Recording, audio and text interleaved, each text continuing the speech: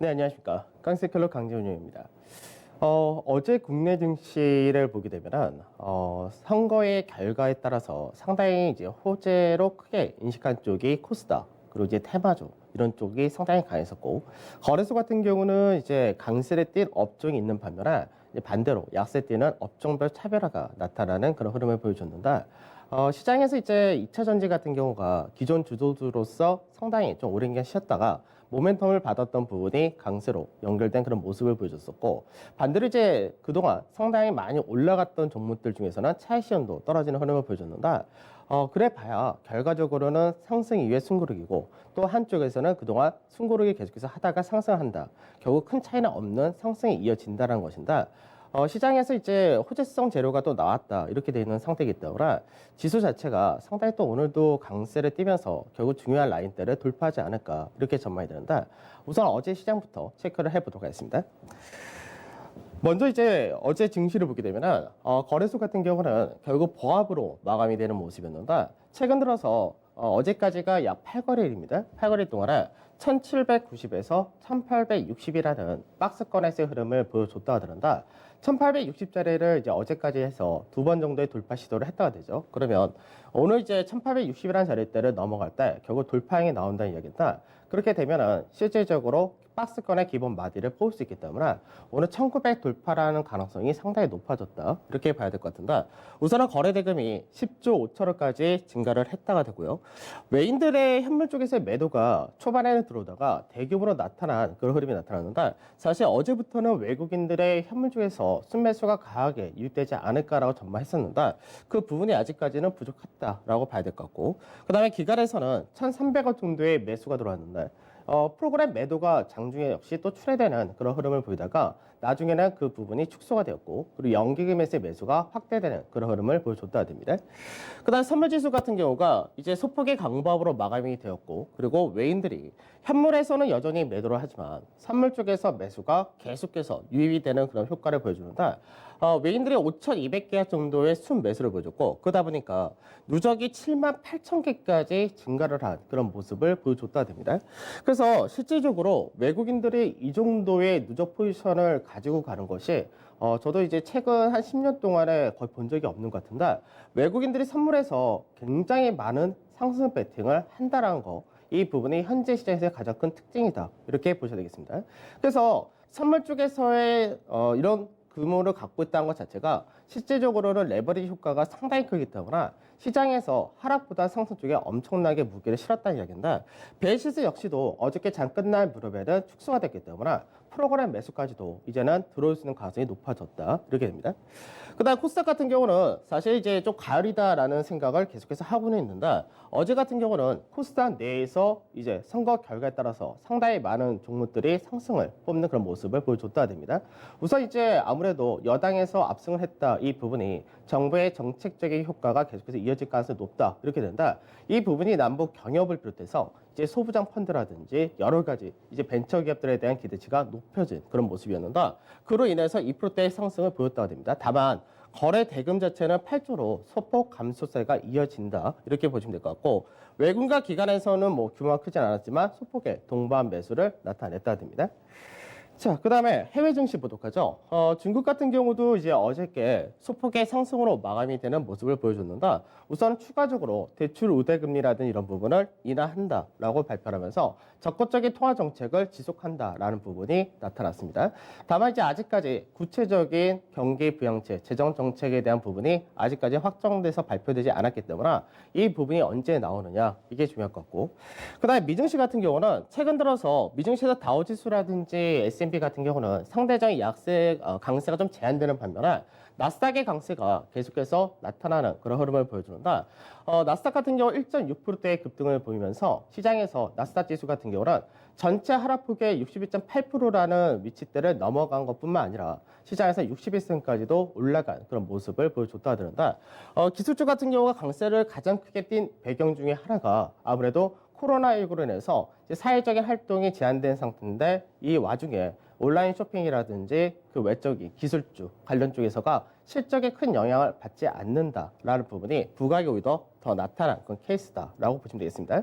그래서 어제 같은 경우는 우리나라가 장중에 미선물 0.5% 정도를 선발했다 정도가 되긴 하는데 현재 미선물이 워낙에 강하기 때문에 이 부분을 뭐 반영했다 하더라도 추가적인 강세가 가능하다 이렇게 될 것 같고 우선 신규 실업수당 청구 건수가 520만 건 되면서 2,200만 명까지 증가를 했다 정도. 근데 이 부분은 이미 시장에서 다 알고 있는 내용이고 그다음에 트럼프 대통령이 이제 경제활동 재개 지침을 조만간 공개할 예정이다라고 하는데 결국 이제 시장에서 앞전에 말씀드렸던 2008년과 그리고 2020년 코로나 이때의 위기를 비교했다.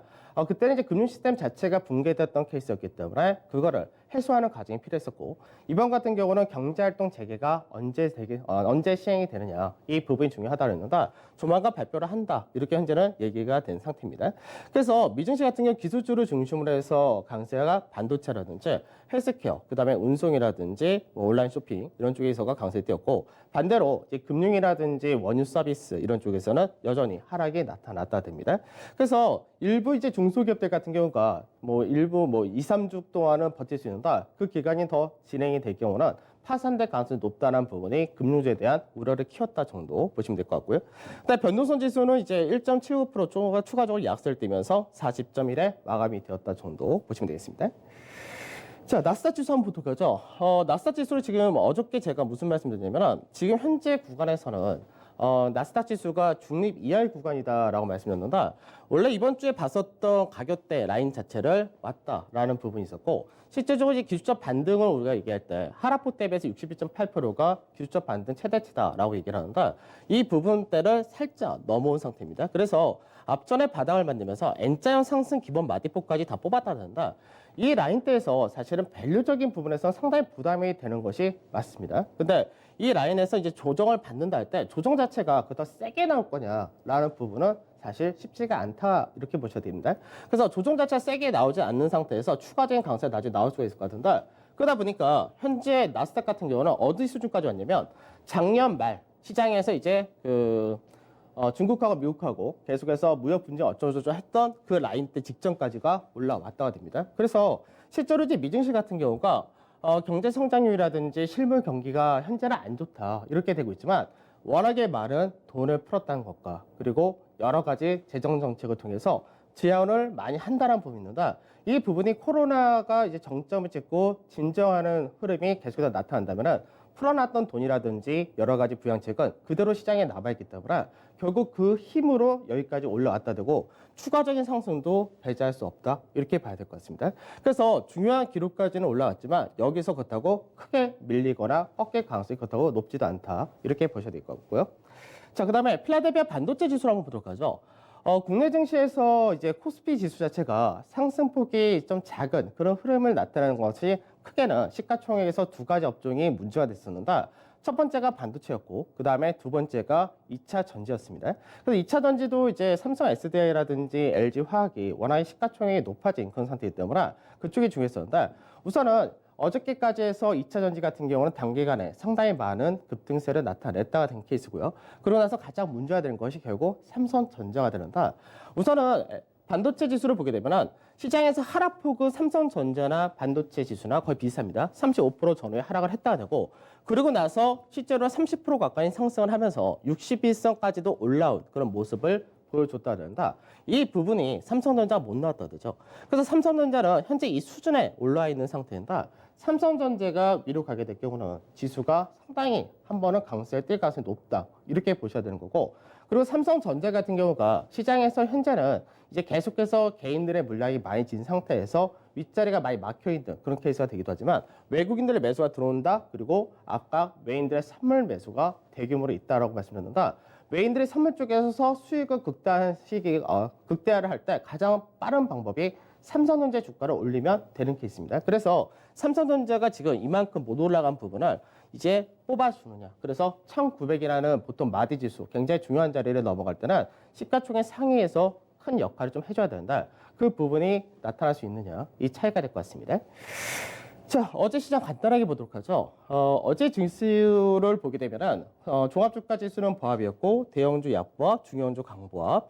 근데 코스닥과 소형 쪽에서의 상승이 굉장히 강했다. 이렇게 되는데 우선 이제 여러 가지 테마주들이 많이 나타났습니다. 특히나 정부 정책 관련된 쪽에서가 강세를 띠는 흐름이었는데 우선 2차 전지는 뭐 그대로 강세 띄었다라는 부분은 변동이 없었고 그다음에 경협주들이 상당히 많이 움직였었고요. 그다음에 뭐 인터넷 관련된 기존 주도 중에서 인터넷 관련주들도 상당히 요 근래 들어서는 좀 쉬는 모습을 보여줬었는데 어저께 역시 강세를 띄었다 되죠.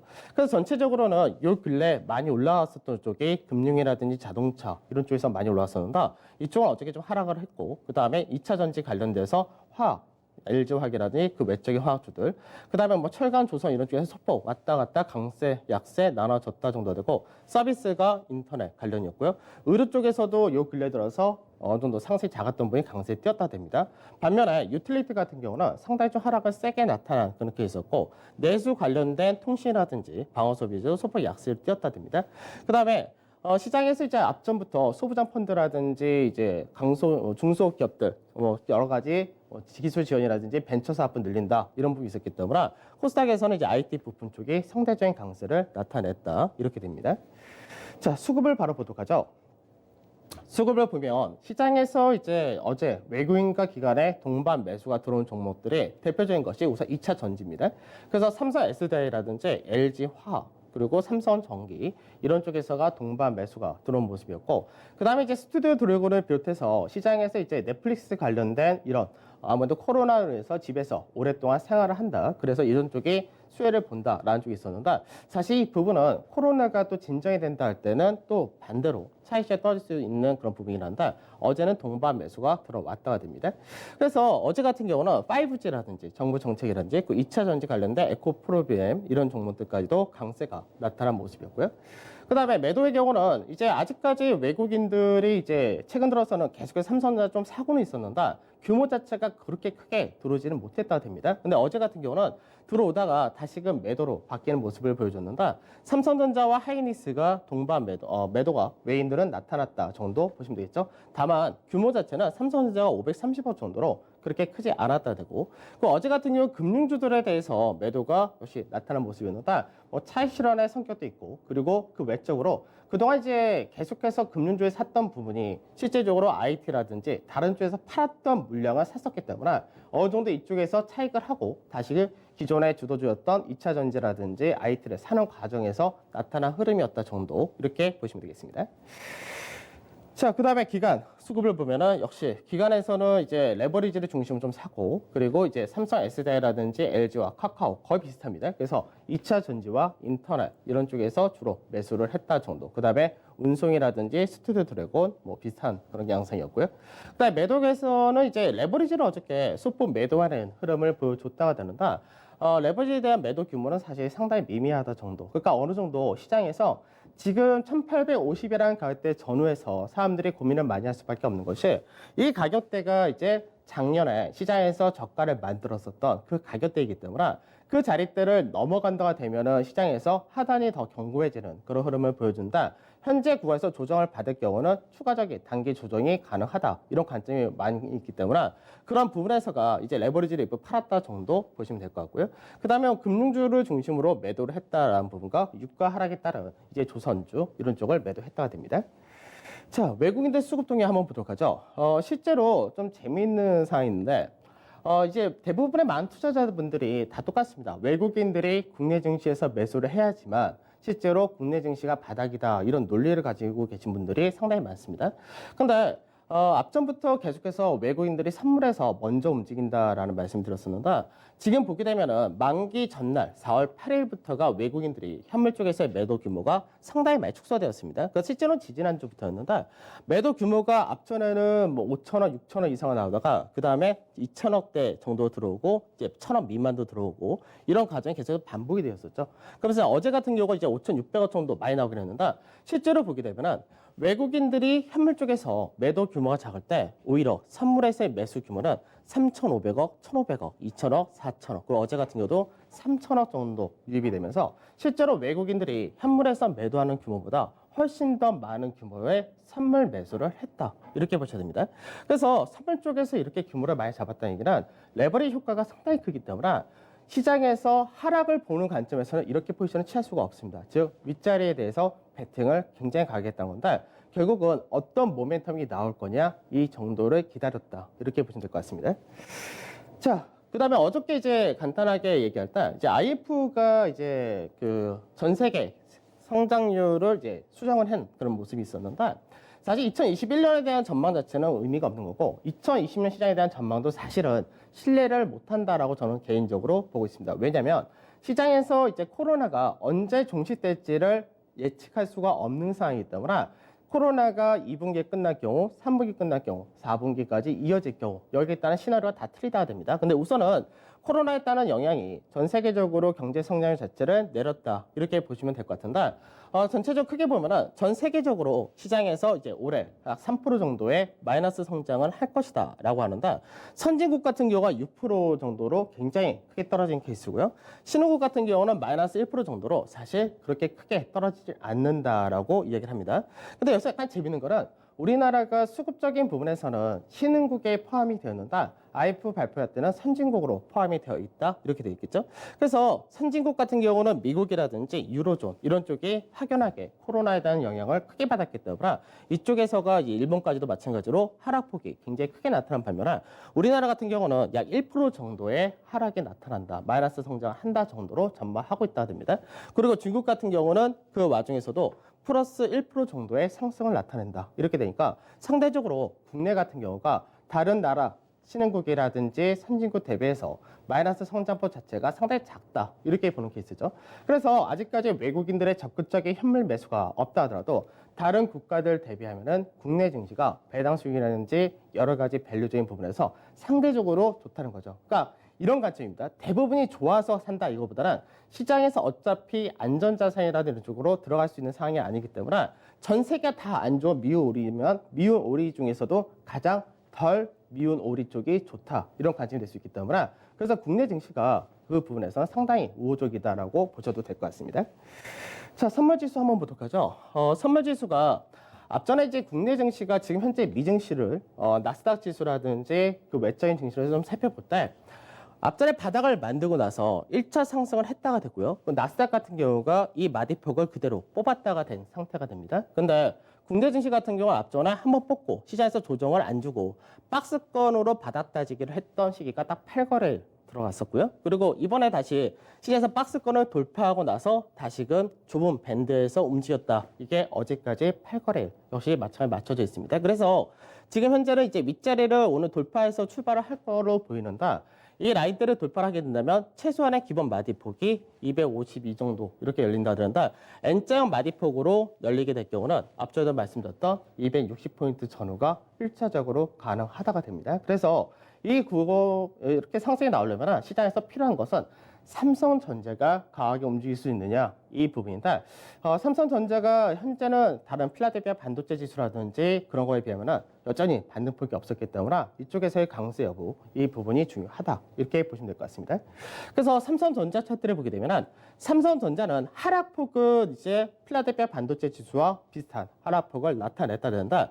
현재는 하락폭 대비해서 38.2% 정도의 반등을 했기 때문에 지수 자체가 거의 50% 그리고 코스닥 같은 경우 그 이상을 뽑아놨다 되고 미국이라든지 필라델피아 반도체 지수 전부 다 61.8%까지 올랐는데 그 부분까지는 최소 어느 정도 키 맞추기 하는 과정이 한 번은 필요하다가 될 것이고 현재는 단기적인 차트상에서 그림은 상승 삼각형 패턴인데 지금 윗자리 돌파형을 거의 다 만들었다 이렇게 됩니다. 그래서 5만 원이나 라운드 가격 이 라인대를 돌파를 하면 단기적으로 51,500원에서 53,500원 이 라인대가 가능하다 이렇게 보고 있는데 여기까지 올라간다면 삼성전자가 거의 뭐 7에서 8% 정도 추가적인 상승을 한다가 되기 때문에 이 경우 삼성전자 시가총액을 생각한다면 지수 자체를 최소 2% 이상을 끌어올릴 가능성이 높다 이렇게도 볼 수 있을 것 같습니다.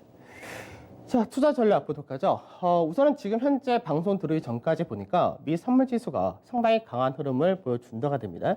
우선은 길리어드에서의 임상 성공 이 부분이 시장에서 좀 이슈가 되는 부분인데 이 부분이 사실은 그동안 코로나 같은 경우는 진정세, 피크아웃은 됐는데 확진자 자체가 근데 치료제가 있다는 부분과 없다는 부분은 시장에서의 차이가 엄청나게 나타날 수밖에 없는데 치료제가 있다면 실제로 코로나에 걸린다 하더라도 치료를 받으면 된다는 얘기입니다. 그래서 물론 이 부분이 이제 확실하게 치료제로 출시가 되는 데까지는 상당한 시간이 더 걸릴 것으로 전망이 되지만 우선은 공포 자체를 확연하게 풀어버릴 수 있다는 부분에서는 국내 증시에서도 상당히 큰 기대를 갈 수 있다고 됩니다. 다만 여기서 문제되는 거는 이쪽에서가 성공한다면 그동안 코로나 치료제를 개발한다면서 주가가 올라갔었던 해당 기업들 같은 경우는 상당히 강한 차익 실현 물량이 떨어질 수 있다는 거, 그거는 염두를 해두셔야 될 것 같습니다.